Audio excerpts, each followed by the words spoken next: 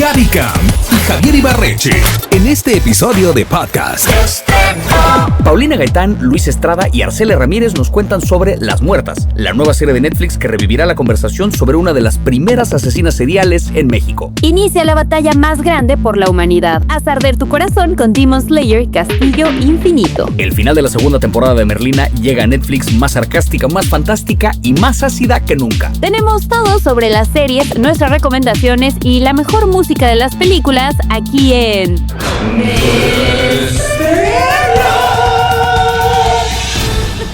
Ahora sí decidí irme Lo dudo porque ya pimpeamos un poquito las condiciones de grabación, pero eso no importa, lo que importa es que... Bandita querida, los saluda con mucho gusto, como cada semana aquí Javier Ibarreche, desde la cabina de estreno. Un gusto saludar también a mi colega de la radio, del cine, de la televisión, con quien vamos a hablar de harta cosa interesante el día de hoy, mi queridísima Gaby Cam. ¿Acepta el término amiga también? Honestamente es el que más me importa. Importante. Es un placer saludarlos como cada semana a todos ustedes, fans de las series, el cine y la televisión, que igual que nosotros están todo el día o cada que tienen tiempo buscando qué ver. Así que aquí les vamos a platicar de los estrenos de esta semana. No se diga más. ¡Comenzamos! Con Gaby Cam y Javier Ibarreche. Interior, noche. Campo de batalla, Japón. Después de una gran explosión, los pilares y Tanjiro corren a atacar a Muzan, el demonio más poderoso. Sin poder alcanzarlo, aparecen unas puertas a sus pies, por las que empiezan a caer. De estreno en Cinemex. Demon Slayer, Castillo Infinito. Permíteme darle la bienvenida a nuestro experto en anime. Para que nos corrija si decimos alguna sandez desde ya, está con nosotros Arturo Palacios, mejor conocido como Kumaru. Ustedes lo conocen en las redes por ser un experto en anime y para eso está con nosotros para hablar de Demon Slayer. ¿Cómo estás, Artur? Todo muy bien, amigos. La verdad es que exageradamente emocionado porque no puedo creer lo que mis ojos han visto en este preestreno, premiere, alfombra roja. Ha sido todo una absoluta locura, de verdad, de verdad. Va a estar muy interesante discutirlo de la mano de un experto también. Yo me quedé a medias en el trayecto, en el camino hacia el castillo, pero para ponerlos un poco en contexto a la banda que nos escucha, que a lo mejor no sabe de qué película estamos hablando, Demon Slayer, el anime, una serie animada conocida de nuevo como Kimetsu no Yaiba por su nombre original, estrenó su primera temporada en 2019. Estamos hablando de un mundo pre-pandemia, una realidad muy lejana a la actual. Cuenta la historia de Tanjiro Kamado, un joven que vive en las montañas cuya vida cambia por completo cuando su familia es masacrada por un demonio. La única sobreviviente es su hermana Nezuko, quien es transformada en una de estas criaturas. A partir de ahí, Tanjiro se une a los cazadores de demonios para encontrar una cura y vengar la muerte de los suyos. Natsuki Hanae, el actor que le dio voz en japonés, convivió con fanáticos en el fan event de la película. La voz en español es Iván Bastidas y nos dijo cómo vivió la experiencia de su personaje, pues Tanjiro expresa más su ira en esta cinta. Pues sí fue un reto porque creo que no son emociones que a mí me gustan experimentar como persona, vaya, Iván Bastidas. Entonces el que Mark me guiara a encontrar esas emociones fue algo que sinceramente no lo disfruté, pero creo que ustedes como audiencia lo van a disfrutar muchísimo porque vaya, como siempre decimos, tenemos que escuchar muy atentamente a nuestro director y a mí me gusta utilizar como esta analogía que somos como una masa y el director lo va moldeando como nosotros, él quiere. Justamente eso es lo que traté de hacer. Ese fue el reto de esta interpretación de Tanjiro. Odio contenido que por fin ya tiene al que mató a Rengoku y a ver qué hace, ¿no? Vamos a ver si lo logra, vamos a ver si no.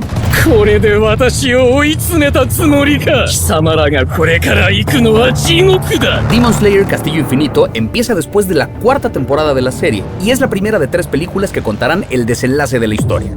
Las palabras, la fase final, aún resuenan en mi cabeza. Su estreno, como ya lo adelantaba Kumaru, está conquistando al mundo y en Japón ya es la tercera película más taquillera en la historia, seguida por El viaje de Chihiro y Demon Slayer Mugen Train, la gran premiere. Incluso se ha hablado de una posible nominación al Oscar por mejor película animada o por mejor canción original. Ya sabemos que la Academia siempre le hace el feo a este tipo de películas. Generalmente la animación no suele ser de sus prioridades y dentro de la animación el anime suele estar hasta abajo de la lista.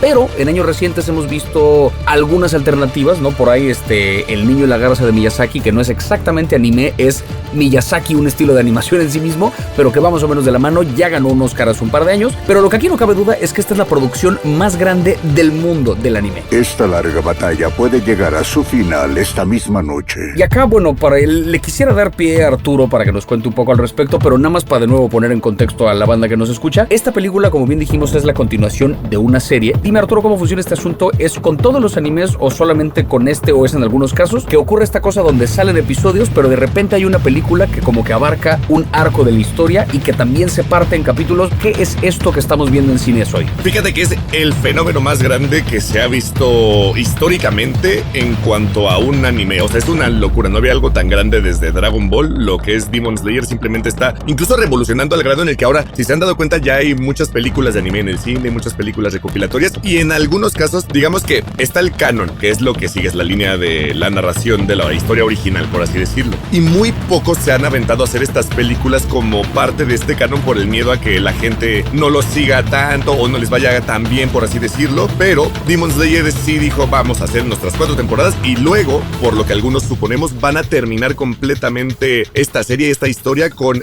3 películas. Entonces tenemos la serie de Demon Slayer, que está partida en temporadas. Si no me equivoco, justamente la película que bien mencionaba Gaby, que es una de las más taquilleras de la historia de Japón, que es Demon Slayer Mugen Train, es precisamente el arco del tren infinito que ocurre hacia el final de la primera temporada de Demon Slayer, ¿no? Justo. Esa es una de las películas, digamos, que salió como parte de esta tendencia de tener temporada completa y luego una película que abarca este arco de la historia, otra temporada, otra película, otra temporada, otra película, y esta sería la que sucede a la 4ª temporada. Exacto, digamos, terminas la 4ª temporada y en ese momento ya entras con el Castillo Infinito. Pero lo que sí me gustaría saber, mi querido Arturo Palacios Kumaru, que está de invitado con nosotros aquí en De Estreno, es por qué ha sido tan importante o tan llamativo Demon Slayer. O sea, ¿por qué a la gente le gusta tanto alrededor del mundo? Porque definitivamente no es un fenómeno solo de Japón. Demon Slayer hace que tú sientas la emoción que ellos quieren en el momento clave, digamos, nostalgia, felicidad, enojo, pero te hacen sentirla a un 100%. Es una locura absoluta. Y la otra es la animación. Demon Slayer comenzó con una animación que de por sí era increíble, porque es el mismo estudio que anima, digamos, otro anime legendario que se llama Fate, y siempre han sido conocidos por ser los mejores animadores prácticamente de la historia ya en este punto, que se llama Ufotable. Hay mucha gente que lleva no sé cuánto, de verdad llevan años pidiéndome que hable de Demon Slayer en mis redes. Prometo que después de esta conversación lo haré. O sea, me voy a poner las pilas viendo más adelante de la serie para poder ver la película, para poder discutirla como se debe. Pero nada, entonces, Arturo, ¿recomiendas la película? 100%. Vale. Bueno saberlo. Gracias, Arturo. Gracias a ustedes. Ha pasado mucho tiempo, Zenitsu. Que comience la fiesta.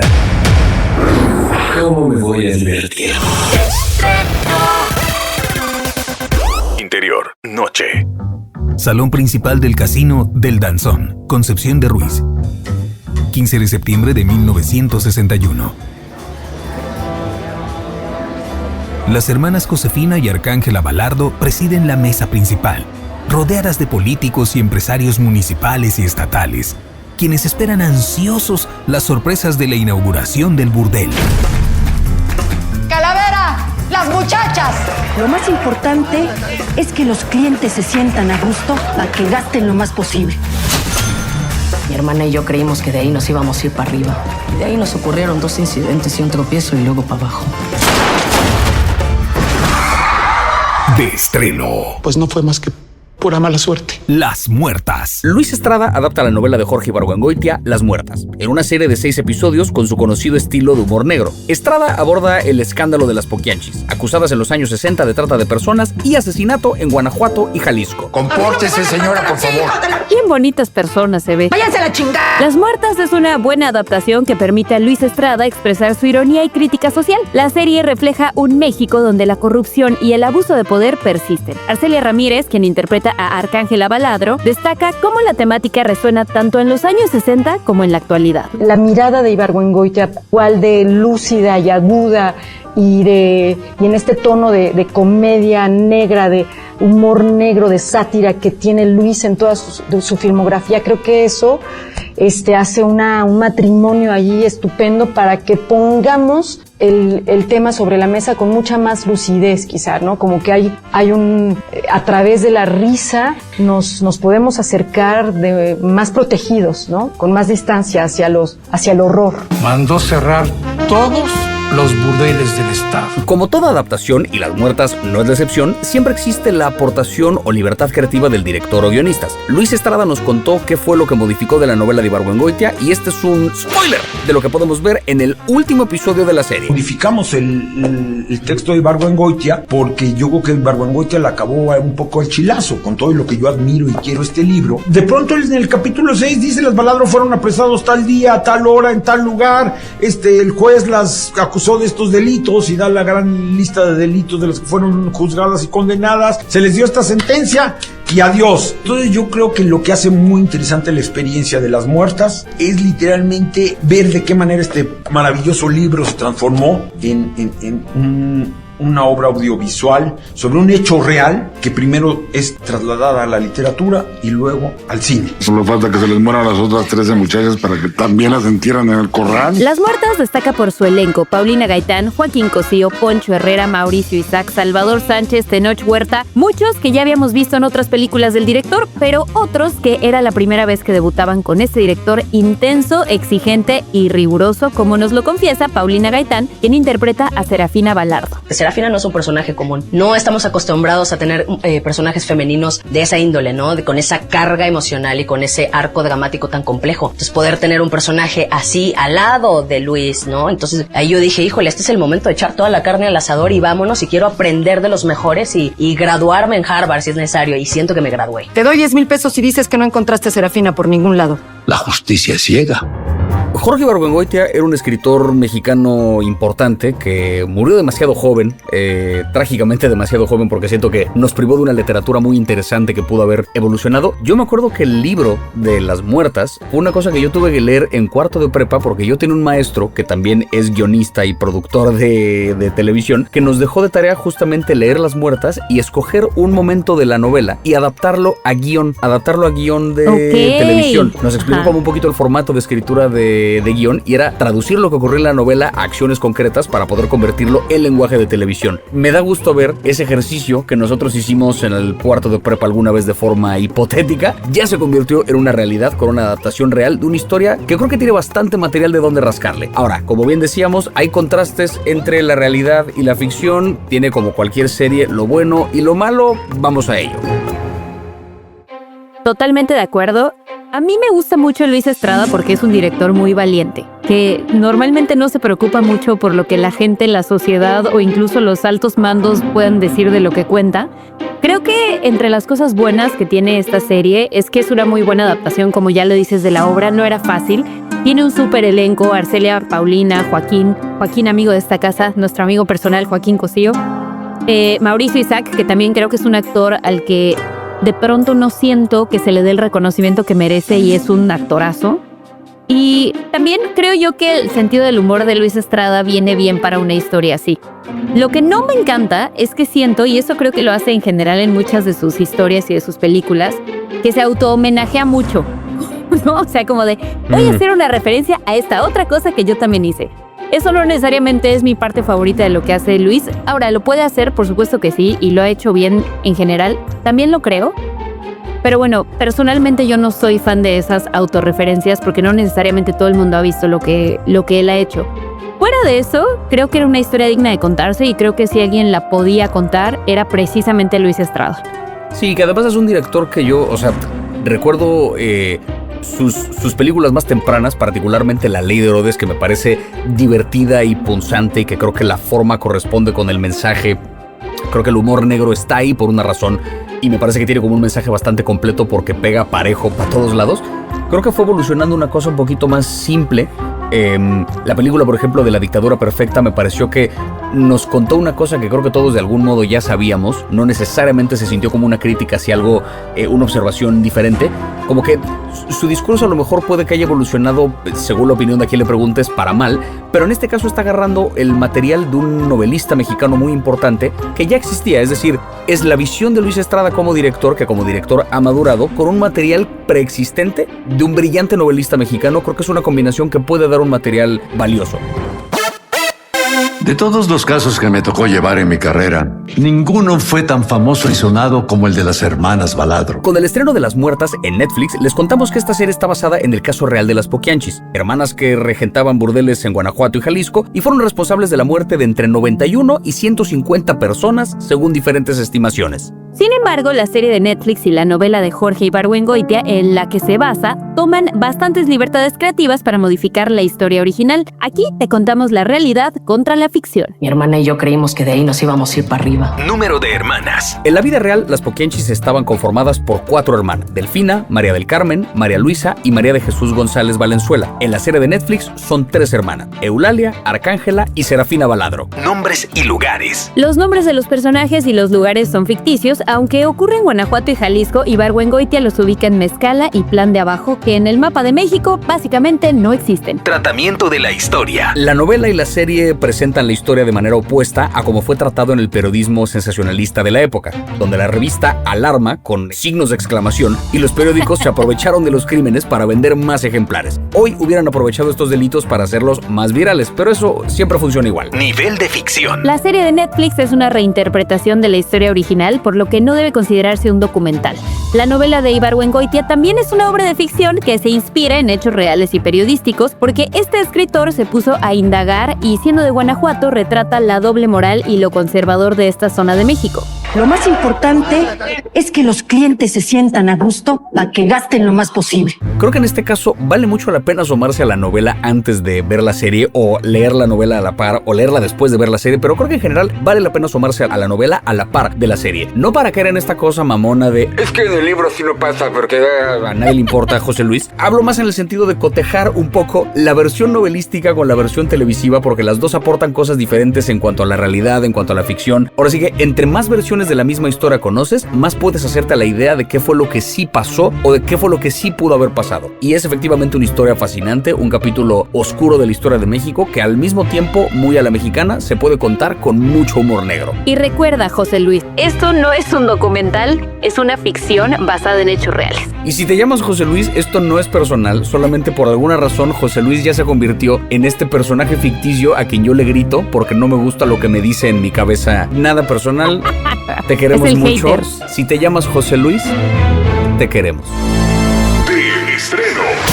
Con Gaby Cam y Javier Ibarreche. Interior. Día. Hospital General.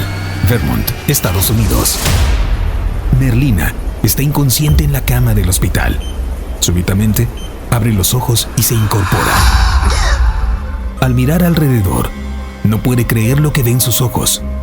La difunta directora de Nevermore, Larissa Weems, está parada frente a ella. Rise and shine, sleepyhead. Merlina se talla los ojos, desconcertada. Principal Weems, ready for your sponge bath? What kind of hell is this? De estreno. Merlina, segunda temporada. Larissa Weems es la nueva guía espiritual de Merlina en la segunda parte de la segunda temporada de la serie, que ya está en Netflix, más sarcástica, más fantástica y más ácida que nunca. If I'm not dead, then why are you here? Because I am your new spirit guide. Surprise. La directora de Nevermore y ex compañera de Morticia, interpretada por Gwendolyn Christie, a quien por cierto amo y estoy segura de que pensó que le estaba tirando la onda por decirle tantas veces que la amaba en la entrevista que tuve con ella, regresa para orientar a Merlina en su camino contra Tyler, el Hyde del que originalmente se enamoró y que ahora pone en peligro a todos los que la rodean. Gwendolyn me confesó qué consejo de los que Weems le ha dado a Merlina ha resonado más con ella. I really love playing Weems this season. Realmente he amado interpretar a Weems esta temporada. Because I've never played someone who's dead before. Porque nunca antes había interpretado a alguien que estuviera muerto. And when you have the time to explore that idea of being given a second chance at life. Y cuando tienes el tiempo para explorar esa idea de que te den una segunda oportunidad en la vida, you do reflect on your own life. Reflexiona sobre tu propia vida. I really loved the writing for Weems. Realmente amé la escritura para Weems. It has a lightness of touch through all the gothic horror, which I really enjoyed. Tiene una ligereza de toque en medio de todo el horror gótico,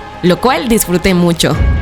La primera parte de esta temporada nos dejó clara una cosa. Merlina tiene una debilidad, y es su amistad con Enid, a quien tras haber visto morir en una premonición protegerá a toda costa. Y es que detrás del sarcasmo y los comentarios hirientes, a Merlina le preocupan sus amigos e incluso su hermano. We don't solve anything in this family with words. We do it with deeds. Must have been dirty. Le pregunté a Emma Myers, quien da vida a Enid, ¿por qué alguien elegiría ser amiga de Merlina?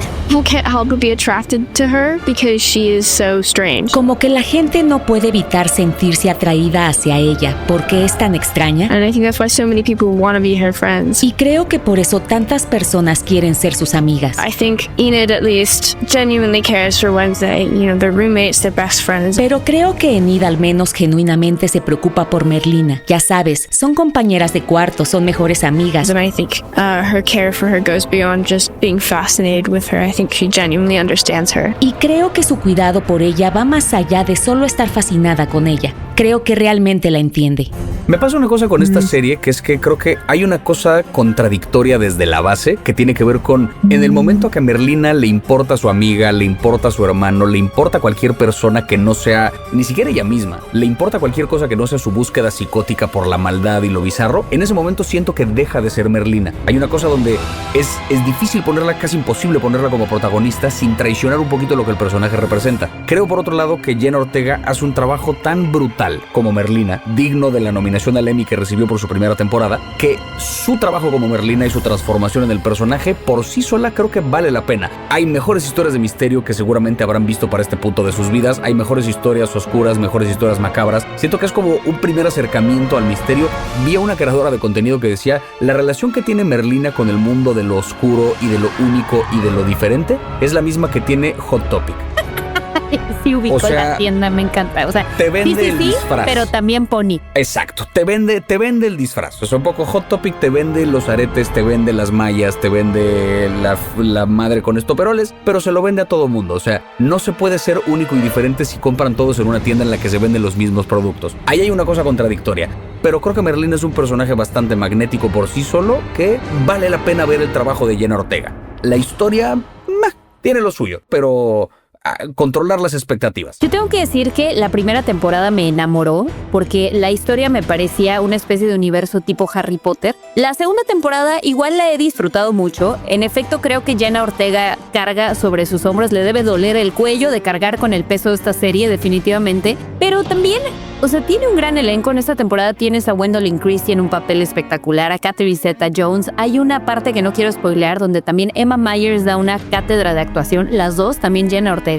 Lo que me pasa, o lo que me ha pasado con esta segunda temporada, es que siento que estoy como en Dark, que tengo que apuntar todas las líneas que están pasando al mismo tiempo porque hay demasiadas subtramas en la serie y ninguna realmente me conecta tanto, ¿sabes? Eso es lo que me está pasando, que siento que me gusta mucho la serie, sí la terminé, la seguiré viendo porque me encanta la estética, porque me encanta Tim Burton, porque me encanta un poco este lado fantástico que tiene, pero al mismo tiempo siento que ya como un poco la trama ya está dividida en 25 tramas que no necesariamente son relevantes y eso no termina de gustarme. Pero igual voy a seguir viéndola. Yo amo Merlina, me encanta. Y creo que también esta temporada en particular se ha puesto un poco más oscura y eso lo valoro, ¿sabes? Siento que estoy viendo una etapa diferente, un poco como cuando se muere Cedric Diggory en Harry Potter, que es como, ¡oh, se murió alguien!, ¿no? Que justo en esa película empieza ya la oscuridad y hay un muerto y hay cosas horribles y muy explícitas. Eso es lo que siento que está pasando con Merlina, pero sí creo que habría que editar un poco las tramas y quedarnos con una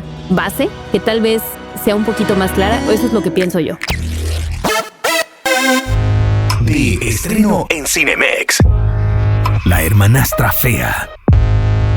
La hermanastra fea llega de estreno a Cinemex y le da un giro oscuro al clásico cuento de la Cenicienta protagonizado por Lea Mirren. Aquí la belleza se vuelve un tema brutal y hasta peligroso. Lo interesante es que esta no es una historia de personajes bondadosos. El príncipe y sus amigos son gente detestable, Cenicienta se muestra calculadora y Elvira, la hermanastra, se deja arrastrar al horror corporal con tal de conseguir aceptación. De hecho, platiqué con Lea Mirren y le pregunté si hacer esta película cambió su manera de entender lo que significa la belleza. I came into this movie with kind of like me as a person, I have the knowledge of what beauty is. Llegué a esta película entendiendo que yo como persona tengo el conocimiento de lo que es la belleza. And I think I had it before this movie. Creo que también lo tenía antes de esta película. Also because I've worked a lot on self-love and self-acceptance. Porque he trabajado en el amor propio, en la autoaceptación. But of course, doing all these interviews and talking about it, I'm more and more aware of the amount of definitions of beauty that lies in society and where it comes from, sort of. Pero claro, haciendo todas estas entrevistas y hablando de ello, soy mucho más consciente de las distintas definiciones de belleza que hay en la sociedad y de dónde vienen.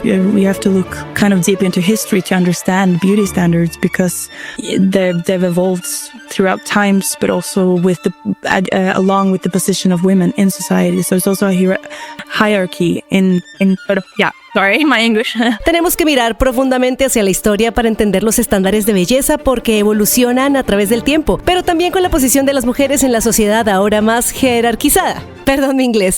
La hermanastra fea ya pasó por festivales como Sundance y Berlín y ahora llega a los cines lista para dinamitar el mito del felices para siempre. Básicamente, banda que no se ha animado a verla todavía, es el cuento de la Cenicienta, pero contado desde la perspectiva de una de las hermanastras, y es una película de horror corporal sobre todas las mutilaciones y cosas horribles que se hace y le hacen para verse, entre comillas, bonita para gustarle al príncipe. Toda la idea es un poco las transformaciones muy a la manera de La Sustancia, donde nos hablaba de la belleza en el contexto del mundo del espectáculo y de Hollywood y de esta idea de aferrarse a una noción de juventud y de estética. Aquí lo mismo, pero desde la visión del cuento de hadas. Por ponerles un ejemplo de lo que hace esta película para adaptar, o sea, así como en el cuento original de los hermanos Grimm, las hermanastras de repente, o sea, esto no es ningún spoiler, creo que ya está, de hecho, en el póster de la película. Todos lo sabemos. Se corta los dedos del pie, exacto, se corta los dedos del pie para que su pie quepa en la chingada zapatilla. Eso ocurre en la película y no es de lo más escandaloso y de lo más grotesco que ocurre. Hay sangre y fluidos internos y cosas horribles que ocurren, pero también es mucho de horror psicológico de ver la tortura a la que someten a esta pobre niña, a la que se la pasan diciéndole que es fea, bajo una idea bien arbitraria de lo que significa ser bella. Esta niña que se define a partir de ser la hermanastra, no es ella misma, es la hermanastra de Cenicienta, que es guapa y güera y canónica y perfecta. Y para que se den una idea un poco del calibre de adaptación, en el momento que Cenicienta le rasgan su vestido y no puede ir al baile con el príncipe, está llorando el cadáver de su padre, cadáver que no han enterrado en meses y que se está pudriendo en una habitación de la casa y que ya está cubierto de gusanos y es asqueroso, y de repente unos gusanos que están ahí habitando el cadáver son de seda y empiezan a tejer un poquito del vestido. Entonces, en lugar de que sean los ratones que de repente, porque la hada madrina, como que juegan con esta convención de sí la fantasía, pero a la vez son los gusanos de seda que hay en un cadáver, y como que mezclan horror corporal con cuento de hadas. No saben la diversión, el horror, el asco, el miedo, la risa, todo. De verdad, es una película que yo no descartaría que esté en la conversación de mejor película extranjera en los Óscares. Creo que vale 1000% la pena verla y pues entrevisté a la actriz, que es una chingona. A mí me encanta que se estén poniendo estos temas sobre la mesa en cualquier género que sea posible, porque la gente no sabe lo que vive una mujer en el mundo real y los estándares de belleza. Yo creo que a los que nos sometemos todos, pero las mujeres en particular, el que esta conversación se esté abriendo gracias a películas y a historias que incluso retoman clásicos como es La Cenicienta, eso es lo que yo realmente amo del cine y lo que valoro de ver estas historias en tercera persona, que hace que la gente tal vez se vuelva más empática con respecto a lo que sí pasa. Entonces, me encanta la recomendación. La hermanastra fea la pueden ver en Cinemex. Interior. Noche. Calles de Nueva York. Fernando comienza una larga caminata. Llega a una lujosa casa. Una mujer estadounidense y mayor que él abre la puerta. Se observan y se besan apasionadamente. De estreno en Cinemex. Dreams. You can tell me a little bit about the nature of your relationship? Dreams es la nueva película de Michel Franco, un drama que explora la compleja relación entre Fernando, un bailarín mexicano de ballet, y Jennifer, una mujer estadounidense interpretada por Jessica Chastain. You're ashamed to be seen with me. Su romance comienza en secreto, marcado por la diferencia de edad, el poder económico de ella y la condición de inmigrante ilegal de él. Entre la obsesión y el deseo, la película plantea si su relación está guiada por amor o por intereses ocultos. Look, I want you to be happy, but there are limits. You know what I'm trying to say? El protagonista es Isaac Hernández, reconocido bailarín mexicano que debuta en el cine con esta película. Lo curioso es que Michel Franco había escrito otra historia, pero al verlo bailar en el Auditorio Nacional, reescribió el guión para construir esta película alrededor de él. Where'd you learn how to dance? In Mexico. You beg for money on the street down there too? Michel Franco vuelve a colaborar con Jessica Chastain después de Memory. La actriz ha dicho que le encanta trabajar con él porque siempre la desafía y la logra sacar de su zona de confort. En De Estreno platicamos con Michel Franco e Isaac Hernández y les preguntamos qué similitudes se encuentran entre la danza y la actuación y cómo eso los ayudó a trabajar en esta película. Bueno, la única diferencia o ventaja en el caso de Isaac, pues es justamente la parte física que ayuda en ciertas escenas, pues tiene más capacidad que cualquier persona normal, es como un atleta, ¿no? Además de un artista que sabe usar su cuerpo. Cuando le propuse hacer la película, yo sabía que esto iban a ser ventajas, pero fuera de eso, para mí no veía a un actor o no actor o a un bailarín. Mi manera de trabajar con los actores es conocernos lo mejor, lo más posible antes de filmar y pues ya a partir de eso ir a la mayor profundidad en la exploración del personaje. En parte sí, creo que definitivamente me llevo más beneficio yo al escenario, creo que de lo que yo traje del escenario a la película, o por lo menos ese es mi sentimiento en este momento. Creo que parte de la interpretación es el control corporal que tienes, cómo entras, cómo estás en una escena y la presencia del personaje es muy similar a cómo manejas eso en el escenario. Son otros volúmenes de interpretación corporal, pero finalmente creo que el mayor punto en común es la abertura, el abrirte a la persona con la que estás haciendo una escena. Me parece que el proceso es exactamente el mismo que sucede en el escenario con una pareja de baile. El ritmo, cómo entras, cómo sales, cómo percibes el paso del tiempo en la escena, el tiempo, todo eso creo que es muy similar. Dreams es un retrato incómodo y fascinante sobre el amor, la ambición y las fronteras invisibles entre dos mundos y ya está en cine. You tell me if you want me to come back here after. La próxima semana estará De Estreno. Margot Robbie regresa en El gran viaje de tu vida. Aquí nuestro top de recomendaciones. Número 3. La hermanastra fea es un giro oscuro al clásico cuento de la Cenicienta en Cinemex. Número 2. La sátira y drama de las muertas llega a Netflix. Número 1. Haz arder tu corazón en Cinemex con Demon Slayer Castillo Infinito. ¡Estreno! Y con eso llegamos al final de otro episodio. Bandita querida, un gusto haber estado con ustedes como cada semana. No alargo esto más porque hablamos de harta cosa. Entonces nada más les recuerdo que nos encuentran en redes sociales como @deestrenomx. A mí me encuentran como @ibarrechajavier. Y a mí como @gabicam40. Y recuerden que si se perdieron cualquier episodio de Estreno, lo pueden revivir en nuestra edición podcast, disponible a cualquier hora y en cualquier lugar. Gracias por acompañarnos, nos escuchamos la próxima semana. Bye bye. Gracias por acompañarnos una semana más en Estreno con Gaby Cam y Javier Ibarreche. Este contenido on demand es un podcast producido por Radiopolis Podcast. Derechos reservados México 2025.